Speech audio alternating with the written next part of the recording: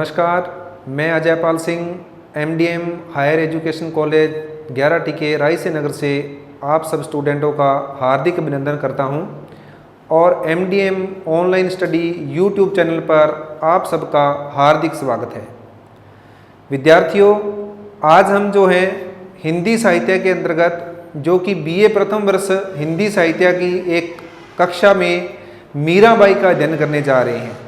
मीराबाई के अध्ययन के अंतर्गत हम मीराबाई की पदावली का अध्ययन करेंगे, मीराबाई के पदों का अध्ययन करेंगे।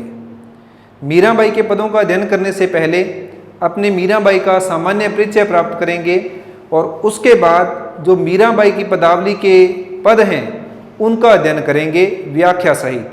तो आप सब लोग इसके लिए तैयार होंगे। तो अपने शुरू करने जा रहे हैं मीराबाई के बारे में। और ये जो क्लास है हिंदी साहित्य की क्लास है और BA प्रथम वर्ष के अंतर्गत हिंदी साहित्य में प्राचीन एवं मध्यकालीन जो काव्य है उसके अंतर्गत ये जो मीराबाई की पदावली है आती है। तो चलिए अपने सबसे पहले मीराबाई का सामान्य परिचय है उसका अध्ययन करते हैं। मीराबाई, सबसे पहले मीराबाई का जन्म कहाँ हुआ था और कब हुआ था। मीराबाई का जन्म जो हुआ वो हुआ था 1498 ईस्वी में। कब हुआ? 1498 ईस्वी में हुआ था। इसके बाद जन्म के बाद से अगर मीराबाई की बात करें, मीराबाई का जब जन्म हुआ तो ये अपने पिताजी के पास उनके आश्रय में रहते हुए श्री कृष्ण की अनन्य भक्त बन गई। जन्म जो हुआ इनका वो हुआ था मारवाड़ क्षेत्र में, यानी कि मारवाड़ के अंतर्गत हम बात कर रहे हैं किसकी? कुड़की ग्राम की, जो कि मेड़ता जो है जोधपुर के अंतर्गत आता था। तो जब ये अपने पिताजी के आश्रय में रही और उनको देखा कि वो कृष्ण भक्त थे और मीराबाई भी उनका अनुसरण करने लगी। और कुछ जो कथा है ये भी बता रही है कि मीराबाई को बचपन में इन्होंने जब एक शादी को, एक बारात को जाते हुए देखा तो उन्होंने अपनी माँ से प्रश्न किया था कि माँ ये क्या है। तो जब उनकी माँ ने इनको ये बताया कि ये एक बारात जा रही है जिसके अंदर एक वर है जो विवाह करने के लिए जा रहा है किसी लड़की से, जिस लड़की से वो विवाह करेगा उसका वो पति कहलाएगा। जब ऐसी बातें इन्होंने बचपन में सुनी तो क्योंकि ये पहले से ही श्री कृष्ण के प्रति मीराबाई थी जो उनकी अनन्य भक्त थी, आसक्ति थी श्री कृष्ण में, तो तभी से ही उनको अपना पति मानने लगी थी। उसके बाद क्या होता है कि मीराबाई का विवाह होता है। किसके साथ होता है मीराबाई का विवाह? राणा सांगा के पुत्र राणा सांगा कौन थे? उदयपुर जो रियासत थी, उदयपुर रियासत के अंतर्गत इनका शासन था और वहां उनका जो पुत्र था भोजराज। कौन? भोजराज। तो राणा सांगा के पुत्र भोजराज के साथ इनका विवाह होता है। लेकिन दुर्भाग्यवश विवाह के कुछ वर्ष बाद ही भोजराज जी की किसी युद्ध के अंतर्गत मृत्यु हो जाती है। तो लगभग 7 वर्ष के बाद भोजराज जी का जो विवाह हुआ मीराबाई के साथ, तो 7 वर्ष के बाद भोजराज जी की क्या हो जाती है? मृत्यु हो जाती है। और ससुराल पक्ष में भी मीराबाई क्योंकि श्री कृष्ण भक्त थी, कृष्ण के पद गाया करती थी, कृष्ण की भक्ति करती थी, जो कि ससुराल पक्ष को मंजूर नहीं था। राणा विक्रम जिनका नाम आपने सुना है, उनके द्वारा और बहुत सारे जो ससुराल पक्ष के लोग थे उनके द्वारा मीराबाई पर अत्याचार किए गए। कभी जहर का प्याला, कभी पिटारी में नाग भेजा गया मीराबाई को मारने के लिए, या यूं कहें कि उनको किसी न किसी प्रकार से प्रताड़ित करने के लिए। लेकिन हर बार श्री कृष्ण जी ने मीराबाई की रक्षा की और जिससे मीराबाई की भक्ति श्री कृष्ण के प्रति और ज़्यादा प्रगाढ़ होती गई, मजबूत होती गई। जब भोजराज जी की मृत्यु होती है तो मीराबाई पूरी तरह से संतों की लीला करने लगती है, संतों की भक्ति करने लगती है।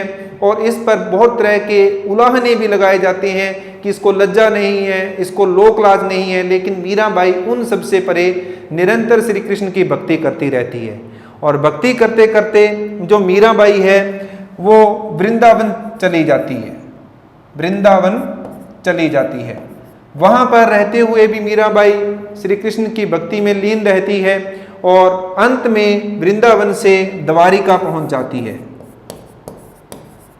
द्वारिका में श्री कृष्ण की भक्ति में लीन रहते हुए ही सन 1547 ईस्वी में मीराबाई की मृत्यु हो जाती है। तो मीराबाई की जो जिस प्रकार से कहानी में सामान्य परिचय में हमने देखा कि इनके पिताजी, जो कि पिता कौन थे इनके, रतन सिंह जी का सबसे पहले प्रभाव पड़ा था इन पर, क्योंकि वो कृष्ण भक्त थे, वो भी उन्हीं को देखकर मीराबाई भी कृष्ण भक्त बनी थी। तो अंत में जब इनकी जो मृत्यु होती है, कहाँ पर होती है? द्वारिका में होती है। कब होती है? 1547 ईस्वी में होती है। तो मीराबाई का जो हमने सामान्य परिचय पढ़ा उससे ये पता चल रहा है कि मीराबाई अगर कहें तो किसकी भक्त रही हैं? श्री कृष्ण की भक्त रही हैं। और श्री कृष्ण की भक्ति के अंतर्गत इन्होंने अपने एक गुरु को भी धारण किया था। उन गुरु का नाम क्या था? उनका नाम था संत रविदास जी। अगर मीराबाई के गुरु की बात करें तो उनका नाम था संत रविदास जी। तो ये इनके गुरु थे। तो इस प्रकार से मीराबाई का जो सामान्य परिचय है हमने प्राप्त कर लिया है। अब बात करते हैं अपने काव्य की, जिसको हम पढ़ने जा रहे हैं, कि मीराबाई के सामान्य परिचय के बाद उनका जो काव्य था उसकी भाषा कौन सी थी, या फिर जो पद थे उनकी शैली कौन सी है, मीराबाई की भक्ति किस प्रकार की थी, इनके पदों में कौन कौन से अलंकारों को प्रमुख स्थान दिया गया है, और या फिर इनकी रचनाएं कौन सी है, रस कौन सा है इनकी रचनाओं के अंदर, इनके पदों के अंदर, इस प्रकार का जो अध्ययन है अपने अभी करेंगे।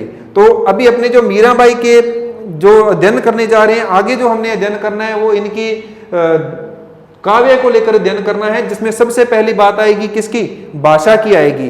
तो मीराबाई की जो काव्य की भाषा थी उसकी यदि मैं बात करता हूं तो भाषा थी इनकी ब्रज। मुख्य भाषा तो ब्रज थी, लेकिन ब्रज के अंतर्गत जो इन्होंने काव्य रचा था उसमें दूसरी अन्य जो भाषाएं हैं उनका समावेश भी देखा जाता है। जैसे कि राजस्थान की जो मारवाड़ी है उसका मिश्रण भी देखने को मिलता है, उसके शब्द भी देखने को मिलते हैं। गुजराती है उसके शब्द भी देखने को मिलते हैं। पूर्वी पंजाबी है उसके शब्द भी देखने को मिलते हैं, और जो फारसी है उसके शब्द भी देखने को मिलते हैं। तो इस तरह से हम कह सकते हैं कि ब्रज भाषा प्रमुख थी, लेकिन कहीं ना कहीं जो मैंने दूसरी भाषाएं जैसे राजस्थान की मारवाड़ी है, गुजराती है, पूर्वी पंजाबी है और फारसी, इनका भी कहीं ना कहीं इसके अंदर, इनकी भाषा के अंदर शब्दों का तालमेल देखा जाता है। भाषा के बाद बात आती है शैली की। जो शैली थी, इनके जो पद हैं वो गाए जा सकते हैं। तो हम ये कह सकते हैं कि शैली कैसी थी? गय शैली थी, गय शैली थी, गाए जा सकते हैं तो गय शैली थी। या फिर ये भी कह सकते हैं कि गीति काव्य था। गीति काव्य का मतलब ये होता है जिस काव्य को गाया जा सके। और भावपूर्ण शैली थी, यानी कि जब इसको गाया जाता है तो उसके अंदर बहुत ज़्यादा भाव गहराई से दिखाई देते हैं। इसके बाद आती है कि मीराबाई की जो भक्ति थी उसकी हम चर्चा करें कि भक्ति कैसी थी इनकी। 9 प्रकार की भक्ति बताई गई है, लेकिन यहाँ मीराबाई की भक्ति की चर्चा करनी है हमें, तो उनकी भक्ति थी माधुर्य भाव की। कैसी थी? माधुर्य भाव की। इसके बाद भक्ति के बाद अगर अपने बात करें अलंकार, मीराबाई का जो काव्य है उसमें कौन कौन से प्रमुख अलंकार देखने को मिलते हैं, तो वो अलंकार कौन कौन से हैं? जैसे उपमा अलंकार है, उपमा अलंकार है, इसके अलावा रूपक अलंकार है, इसके अलावा दृष्टांत अलंकार है, और एक जो अलंकार है जो ज्यादातर रचनाओं में होता है अनुप्रास। तो इस प्रकार से जो प्रमुख अलंकार है वो इनके काव्य में देखने को मिलते हैं। इसके बाद अगर अपने बात करें रस, तो मीराबाई के काव्य में संयोग और वियोग दोनों ही श्रृंगार रसों की चर्चा होती है। दोनों ही प्रकार के रस देखने को मिलते हैं, क्योंकि मीराबाई जब श्री कृष्ण की भक्ति कर रही थी, जिस समय किसी प्रकार की रोक टोक नहीं थी, तब इनके जो पद थे वो संयोग श्रृंगार वाले थे। और जब इनको प्रताड़ना दी गई, श्री कृष्ण से दूर रही, रोका गया, श्री कृष्ण से दूर रहने के लिए इनको श्री कृष्ण की भक्ति करने से रोका गया, तब इनका वियोग श्रृंगार भी देखने को मिलता है। तो रस की बात करें तो हम ये कहेंगे कि संयोग और वियोग दोनों ही रसों का जो है इनके काव्य में मिश्रण है, संयोग व वियोग। तो मीराबाई के काव्य में दोनों ही रस देखने को मिलते हैं। और अंत में जो बात आती है इनकी रचनाओं की बात, मीराबाई की जो सबसे प्रमुख रचना है नरसी जीरो मायरो, जिसके बारे में सब लोग जानते भी हैं। इसके अलावा गीत गोविंद टीका, इसके अलावा राम गोविंद, इसके अलावा राग सोरठा, या कहते हैं कि राग सोरठा के पद। तो ये जो इनकी थी प्रमुख रचनाएं थी। अब हमने जो अध्ययन किया मीराबाई के काव्य के अंतर्गत उनकी भाषा है, उनकी शैली है, उनकी भक्ति है, अलंकार है, रस है, इस प्रकार से जो काव्य की बातें होती है उनका अध्ययन हमने कर लिया है। अब अपने चलेंगे अपना जो पहला पद है मीराबाई की पदावली का, उसका अध्ययन करेंगे। तो पहले पद का अध्ययन अपने करने जा रहे हैं। मीराबाई का जो काव्य है उसके अंतर्गत जो पहला पद हमें दिया गया है उसका अध्ययन करने से पहले आपसे एक निवेदन है कि आप सब लोग जो है अपनी कॉपी और पेन अपने हाथ में रखें और कॉपी पेन को हाथ में रखते हुए अपने जो है काव्य का अध्ययन करेंगे। तो उसमें देखिए सबसे पहला जो पद है वो देखते हैं अपने क्या है, सुभग शीतल कमल कोमल त्रिविध ज्वाला हरण। तो पहला जो पद है उसके अंतर्गत मीराबाई जो है, जैसा कि पद का नाम है मन रे परस हरि के चरण, यानी हरि किसके लिए है, श्री कृष्ण जी के लिए आया है। तो श्री कृष्ण जी के चरणों का स्पर्श पाना चाहती हैं मीराबाई, और इसका मतलब है कि मीराबाई ने श्री कृष्ण जी की महिमा का वर्णन यहाँ पर किया है। किस प्रकार से, क्या कह रही हैं, सुभग शीतल कमल कोमल त्रिविध ज्वाला हरण।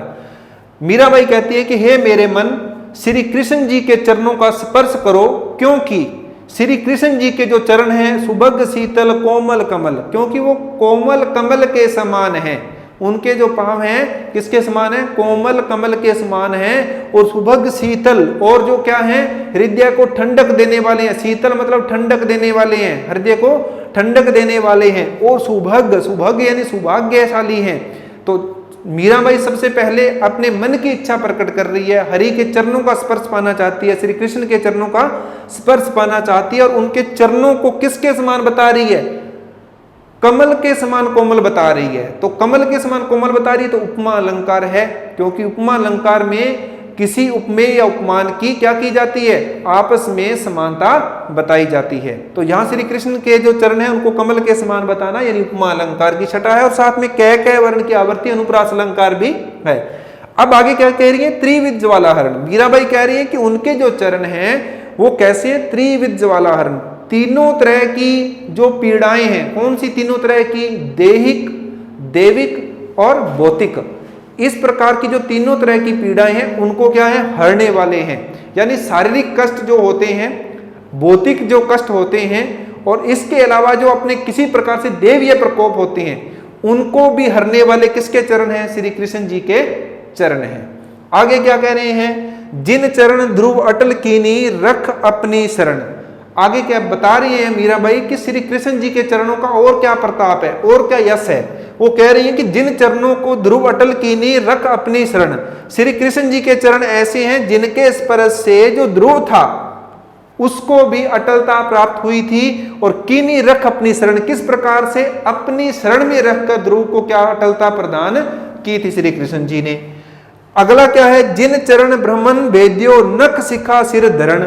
और आगे वो बता रहे हैं कि नख से शिखा तक, यानी कि अगर कहें पैरों से सिर तक, नख से सिर को धरण यानी नख से सिर तक धरण किया। किसको धरण मतलब धारण किया, किसने, जिन चरण ब्रह्मन वेद्यो, ब्रह्मा ने जिसको भी वेदा, जिनको धारण किया था।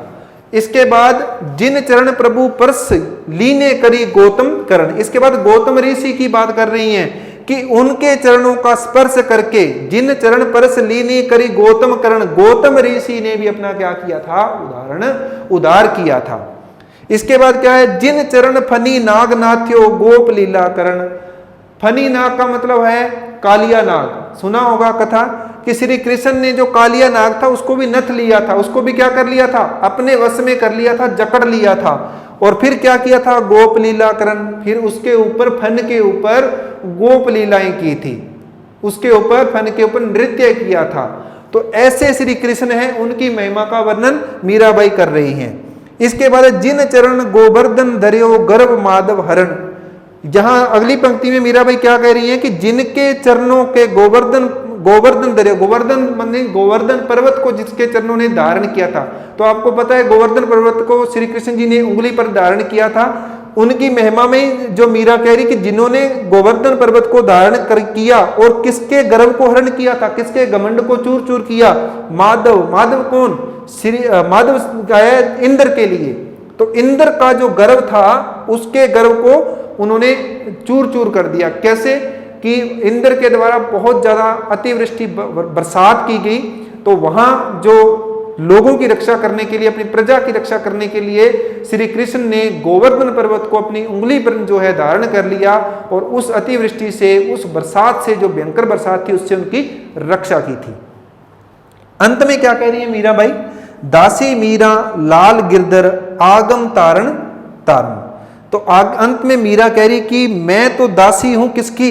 लाल गिरधर की। लाल गिरधर किसके लिए आया है? श्री कृष्ण के लिए आया है। वो कह रही कि मैं तो दासी हूं लाल गिरधर यानी श्री कृष्ण की, आगम तारण तारण। वो आगम यानी आकर, आगम मतलब आना, आकर तारण तारण, वो ही आकर मेरे को तारेंगे। तारेंगे मतलब भव सागर से, जो संसार सागर है उससे क्या करेंगे? तारेंगे, पार निकालेंगे। तो इस प्रकार से हमने जो पहला मीराबाई का पद था उसका हमने अध्ययन किया। इसको अध्ययन करने के बाद हमें पता चल रहा है कि यहां जो मीराबाई ने बताया है वो पूर्णतः श्री कृष्ण की महिमा का वर्णन किया है, और अलंकारों की छटा भी हमें देखने को मिली, रस भी देखने को मिल रहा है इसके अंदर। और जो भाषा थी इनकी ब्रज भाषा, उस भाषा के शब्द तो हमारे सामने अनेकों ही शब्द जो ब्रज भाषा के हमारे सामने लिखे हुए हैं। तो जितने भी हमने काव्य की बातें की थी, गेय पद है, गा सकते हैं, जैसे सुभग शीतल कमल कोमल त्रिविध ज्वाला हरण।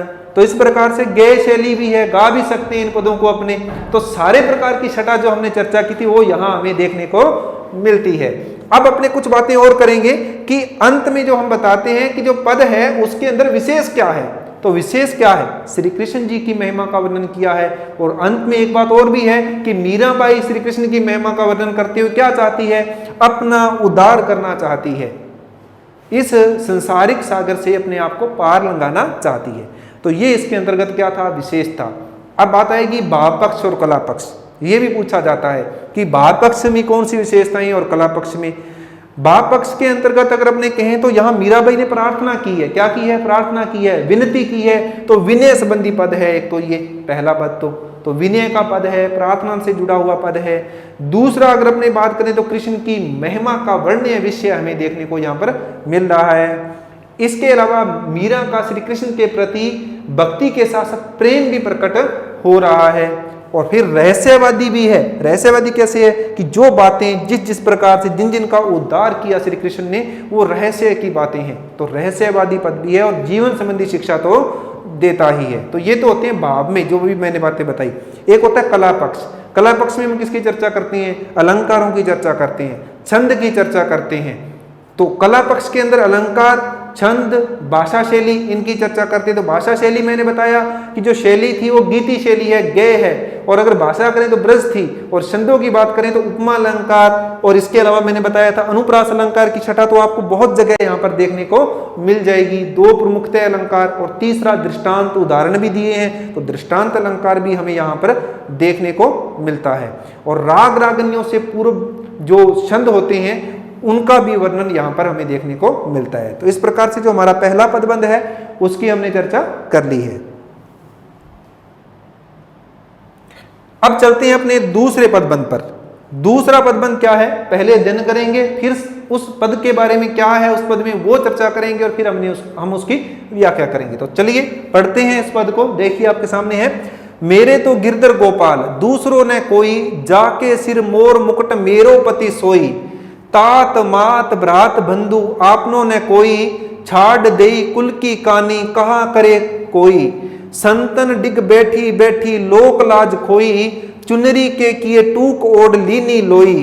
मोती मूंगे उतार बन माला पोई, असुवन जल सिंची सिंची प्रेम बेली बोई। अब तो बेल फैल गई आनंद फल होई, दूध की मथनियां बड़े प्रेम से बिलोई। माखन जब काढ़ लियो छाछ पिए कोई, भक्ति देखी राजी हुई जगत देखी रोई। दासी मीरा लाल गिरधर तारो अब मोही। अब देखिए लास्ट वाली लाइन को पढ़ो, देखो दासी मीरा लाल गिरधर तारो अब मोही। फिर से अपने आप को उद्धार करने की बात मीरा यहाँ पर कह रही है। और कैसे कह रही है? अगर हम पढ़ते हैं मेरे तो गिरधर गोपाल दूसरों ने कोई, जाके सिर मोर मुकुट, तो यहां जब देखते हैं ना हम कि श्री कृष्ण जी के सिर के ऊपर क्या है, उस प्रकार की चर्चा यहाँ पर की है। साथ में जो आगे जो मीरा ने बताई है कि तात मात भ्रात बंधु आपनों ने कोई रिश्तेदारियों की बात की है, छाड़ी कुल की कहानी, कुल की जो उसने लोक लज्जा थी उसको छोड़ दिया है। तो हम ये कह सकते हैं श्री कृष्ण के सौंदर्य का भी वर्णन किया गया है, अपने उद्धार की बात भी की गई है, और सामाजिक जो रीति रिवाज हैं उनकी भी यहाँ पर चर्चा की गई है। और अंत में यही है कि इन सब का वर्णन करते हुए मीरा अपना उद्धार करवाना चाहती है। तो ये तो हमारा क्या था, प्रसंग था। अब हम चर्चा करेंगे व्याख्या की पदों के साथ, और फिर यहाँ शैली वही रहेगी। मीराबाई ने सारे ही पद ऐसे लिखे जिसको आप गा सकते हो, तो गा सकते हो तो इसका मतलब गा के आप इसको बोल सकते हो। जैसे मेरो तो गिरधर गोपाल दूसरों ने कोई, जाके सिर मोर मुकुट मेरो पति सोई। तो इस प्रकार गे शैली। तो अब इसकी व्याख्या बता रहा हूं मैं आपको। मेरे तो गिरधर गोपाल दूसरों ने कोई, मीराबाई कहती हैं कि मेरे जो हैं, मेरे यानी खुद के लिए कह रही है, मेरे तो गिरधर गोपाल, गिरिधर किसके लिए आता है, गिरी को धारण करने वाला। गिरी को धारण किसने किया था, गिरी होता है पर्वत, किसने किया था, श्री कृष्ण जी ने किया था। तो मेरे तो गिरधर गोपाल दूसरों ने कोई, वो कहती संसार में मेरे तो गिरी को धारण करने वाले गोपाल यानी गौओं को पालने वाले श्री कृष्ण ही है, और कोई दूसरा मेरा इस संसार में नहीं है। तो एक तो जो गिरधर आया है वो आया है श्री कृष्ण के लिए, और जो गोपाल शब्द आया है ये भी किसके, गौओं को पालने वाले श्री कृष्ण उनके लिए आया है। मीराबाई कहती है कि मेरे तो केवल और केवल श्री कृष्ण हैं, गिरी को धारण करने वाले, गौओं को पालने वाले, दूसरा और कोई नहीं है। जाके सिर मोर मुकुट मेरो पति सोई। अब मीरा आगे बता रही है, श्री कृष्ण जी के सौंदर्य का वर्णन कर रही है। जाके मतलब जिसके, जाके मतलब जिसके सिर मोर मुकुट, जिसके सिर पर मोर मुकुट, मोर का मुकुट है, जिसके सिर पर मोर का मुकुट है, मेरो पति सोई। तो श्री कृष्ण जी के बारे में कह रही है कि जिनके सिर पर मोर का मुकुट है, मेरो पति सोई। सोई मतलब वह, वही मेरा क्या है, पति है। अर्थात श्री कृष्ण जी मेरे क्या हैं, स्वामी हैं, मेरे वो पति हैं। तात मात भ्रात बंधु आपनों ने कोई। आगे मीराबाई कह रही है तात, तात होता है पिता, मात, मात मतलब माता, भ्रात मतलब भाई, पिता माता भाई रिश्तेदार, आपनों ने कोई। ये सब प्रकार की जो रिश्तेदारी है वो कहते हैं इनमें से कोई भी मेरा नहीं है, मेरा तो केवल गिरी को धारण करने वाले हैं, जिनके सिर पर मोर मुकुट है, गौओं को पालने वाले हैं, अर्थात श्री कृष्ण है। आगे क्या करिए, छाड़ दे कुल की कानी कहा करे कोई। वो कहती है कि छाड़ दी, छाड़ दी मतलब छोड़ दी, छोड़ दी, दे मतलब दी। कुल की कहानी, कुल की जो कहानी मतलब लोक लज्जा थी, मैंने अपने कुल की जो लोक लज्जा थी उसको क्या कर दिया, छोड़ दिया। कहा करे कोई, तो आगे वो कह रही है कि कोई मेरा क्या कर लेगा, यानी कोई मेरा कुछ नहीं कर सकता। मैंने अपनी मर्जी से अपने कुल की लोक लाज को छोड़कर श्री कृष्ण को अपना पति मान लिया है, तो इस प्रकार से कुल की लोक लाज को छोड़ दिया। कहा करे कोई, कोई क्या कर सकता है, अर्थात मेरा कोई कुछ नहीं कर सकता, क्योंकि ये मेरे मन के भाव है, मन की भावना है। संतन डिग बैठी बैठी लोक लाज खोई। आगे बता रही है कि संतन डिग बैठी, यहां संतन मतलब संतों के लिए आया है, क्योंकि मीराबाई किनकी संगति करती थी, जो संत लोग थे उनकी संगति करती थी, उनके साथ वो गाती थी, भजन थे जो श्री कृष्ण के उनके साथ गाती थी। संतन संग डिग बैठी, वो कह रही कि मैं संतों के संग बैठी, लोक लाज खोई, मैंने लोक लाज है जो वो क्या है, खो दी है, या फिर यहां भी हम कह सकते हैं छोड़ दी है। मैंने संतों का संग कर लिया है, संतों की टोली में मैं गाती हूँ श्री कृष्ण के भजन, और मैंने अपनी लोक लाज भी क्या कर दी है, खो दी है या फिर छोड़ दी है। चुनरी के किए दो, चिनुरी के किए टूक ओढ़ लीनी लोई। वो कहती है कि चुनरी, चुनरी किसका प्रतीक होती है, लज्जा का प्रतीक होती है, लाज का प्रतीक होती है। तो यहां लाज हम लिखेंगे, लज्जा लिखेंगे, तो चुनरी के किए टूक, टूक होते हैं टुकड़े, टूक क्या होते हैं, टुकड़े। तो वो कह रहे हैं कि मैंने चुनरी के तो क्या कर दिए, टुकड़े कर दिए, यानी कि लाज की मेरे को कोई परवाह नहीं है, चुनरी का मतलब ये नहीं कि चुनरी को फाड़ दिया, चुनरी का मतलब है जो लाज होती है चुनरी रूपी, उसको मैंने क्या कर दिया, टूक यानी टुकड़े कर दिए। मेरे को लाज की कोई फिक्र नहीं है। क्यों? ओढ़ लीनी लोई, लोई कौन ओढ़ता है? संत ओढ़ते हैं। तो वो कह रही कि मैंने चुनरी है लोक लाज उसको तो छोड़ दिया है, उसके टूक यानी टुकड़े कर दिए, और ओढ़ लीनी लोई, और मैंने लोई ओढ़ ली है, लोई ओढ़ ली है यानी मैंने संतों की संगत कर ली है, संतों की संगत। तो यहां देखिए जो बता रहे हैं उदाहरण देकर समझाया जा रहा है, उपमा देकर समझाया जा रहा है। इसके बाद मोती मूंगे उतार बनमाला पोई, इसके बाद वो कहती है कि मोती मूंगे ये सब जो है उतार दिए हैं मैंने, धारण करते हैं ना, मोती धारण कर लिया, मूंगा धारण कर लिया, तो वो कहती है ये सब चीजें बेकार की चीजें हैं, उनको मैंने क्या कर दिया, उतार दिया। बनमाला पोई, मैंने तो जो है माला जो है बनमाला यानी बन के अंदर, यानी जिस प्रकार से तपस्वी होते हैं, संत लोग होते हैं, जिस प्रकार से बनों में रहते हैं, उसकी जो माला है मैंने प्रो ली है। यानी कह सकते हैं कि श्री कृष्ण जी के जो भक्ति थी उसमें वो उसकी माला उन्होंने अपने अंदर पिरो ली है, वो माला उन्होंने गले में पहन ली है। किसको त्याग कर? मोती मूंगे उतार, मोती मूंगे जो रतन है उनको उतार कर, यानी उनका लोभ उन्होंने छोड़ दिया है। तो कह सकते हैं कि वो संसारिक जो लोभ है वो छोड़ चुकी है, संसारिक लोभ छोड़ चुकी हैं। असुवन जल सिंची सिंची प्रेम बेली बोई, तो वो आगे क्या कह रही हैं कि अंशुवन यानी आंसू, अंशुवन क्या होते हैं? आंसू। अंशुवन जल सिंची सिंची प्रेम बेली बोई, कि मैंने तो अपने आंसुओं के जल से सींच सींच कर इस प्रेम रूपी बेल को, तो यहां रूपी शब्द मैंने लगाया, तो रूपी आते ही कौन सा अलंकार हो गया? अलंकार कौन सा हुआ भाई? रूपक अलंकार हो गया। कौन सा? रूपक। तो यहां कह रही हैं कि अंशुवन जल सिंची सिंची प्रेम बेली बोई, प्रेम रूपी बेल, कि मैंने अपने आंसुओं के जल से सींच सींच कर प्रेम रूपी जो बेल है उसको बड़ा किया है। कहने का मतलब मेरी जो भक्ति है श्री कृष्ण के प्रति, अनन्य भक्ति, प्रेम रूपी जो भक्ति है, उसको मैंने अपने आंसुओं के जल से सींचा और बड़ा किया है। इसके बाद अब तो बेल फैल गई आनंद फल होई, अब मीरा कह रही है कि इतने आंसुओं से मैंने इस बेल को, प्रेम रूपी बेल को, श्री कृष्ण के रूपी, श्री कृष्ण के प्रति जो भक्ति है उसको इतना सींच दिया है, उतनी इतनी बढ़ चुकी है, क्या हो गया? अब तो बेल फैल गई, अब ये प्रेम रूपी बेल फैल चुकी है बहुत ज्यादा, और आनंद फल हुई, और इस पर आनंद रूपी फल, कौन सा फल? आनंद रूपी फल लग गया है।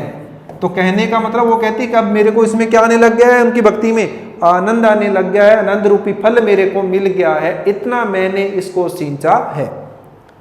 आगे क्या करिए? दूध की मथनियां बड़े प्रेम से बिलोई, माखन जब काढ़ी लियो छाछ पिए कोई, तो वो कहती है कि दूध की मथनियां बड़े प्रेम से बिलोई। तो देखते हैं अपने घरों में क्या होता है, दूध होता है उसको मथते हैं ना, आजकल अपने कहते हैं मधानी से, पहले हाथों से। तो दूध की मथनियां, यहां पर है दूध की मथनियां बड़े प्रेम से बिलोई, वो कहती है कि जो दूध किसको कहा गया? श्री कृष्ण की भक्ति को कहा गया है यहां पर। तो रहस्य यहां देखिए, श्री कृष्ण की जो भक्ति है वो कहती है कि उसको बड़े प्रेम से मैंने बिलोया है। जिस प्रकार से दूध को बड़े प्रेम से अगर अपने बिलोते हैं तो उसमें माखन बहुत ज्यादा आता है ना, तो उसी प्रकार मीरा कह रही है कि श्री कृष्ण की जो भक्ति की है मैंने उसको, जिस प्रकार दूध को बड़े प्रेम से बिलोते हैं और उसमें से माखन निकलता है, वैसे ही मैंने भी श्री कृष्ण की भक्ति की है, उसको मथा है बड़े प्रेम से। और क्या हुआ? माखन जब काढ़ लियो छाछ पिए कोई, तो वो कहती है कि उसको मैंने इतने प्रेम से बिलोया कि उसमें से मैंने क्या निकाल लिया? माखन। उसकी भक्ति करके, उनकी नन्हे भक्ति करके मैंने उसमें से माखन, जिस प्रकार हम जिसको अच्छा समझते हैं उसको मैंने निकाल लिया। काढ़ लियो मतलब निकाल लेना, काढ़ी मतलब निकालना, काढ़ लियो छाछ पिए कोई। छाछ क्या होती है भाई? छाछ वही जो दूध को भिगोने के बाद, मथने के बाद, उसमें से घी निकालने के बाद बचती है, वो क्या होती है? छाछ होती है। तो वो छाछ पिए कोई, तो वो कह रहे कि अब तो पीछे क्या बच गई है? छाछ बच गई है, अब चाहे वो कोई भी पी ले, मैंने तो उसमें से माखन बड़े प्रेम से बिलो लिया, यानी उनकी भक्ति मैंने ग्रहण कर ली, उसका रस जो है मैंने सारा निकाल लिया है। आगे देखिए, भक्ति देखी राजी हुई जगत देखी रोई। अंत में मीरा कह रही है कि मैं तो क्या है, भक्ति देखकर राजी होती हूँ। राजी मतलब खुश। किसकी भक्ति? श्री कृष्ण की भक्ति। भक्ति देखी राजी हुई जगत देखी रोई। मैं जो है श्री कृष्ण की भक्ति देखकर राजी होती हूँ और जगत देखी रोई, और जगत यानी संसार को देखकर क्या करती हूँ, रोती हूँ। तो देखिए अपने जो अंत में जो मीरा क्या कह रही है, लास्ट पंक्ति में देखिए मीरा कह रही कि दासी मीरा लाल गिरधर तारो अब मोही। तो अंतिम पंक्ति में मीरा कह रही कि मैं तो श्री कृष्ण जी की, लाल गिरधर मतलब श्री कृष्ण जी की दासी हूं, तारो अब मोही, हे श्री कृष्ण तुम ही मुझे तारो। तो अंत में मीरा ने अपने लिए श्री कृष्ण जी से प्रार्थना की है कि मेरे को तारने वाले कौन है, श्री कृष्ण जी हैं। तो आज के लिए जो अपना था इन 2 पदबंधों का अध्ययन किया है, आज के लिए इतना ही। और नेक्स्ट क्लास के लिए अपने फिर से कल से क्लास अपनी लेंगे और उसको अपने फिर से अटेंड करेंगे। तब तक के लिए आप सबका धन्यवाद, और इस चैनल को आप सब्सक्राइब करें, वीडियो लाइक करें और शेयर करें। Thank you.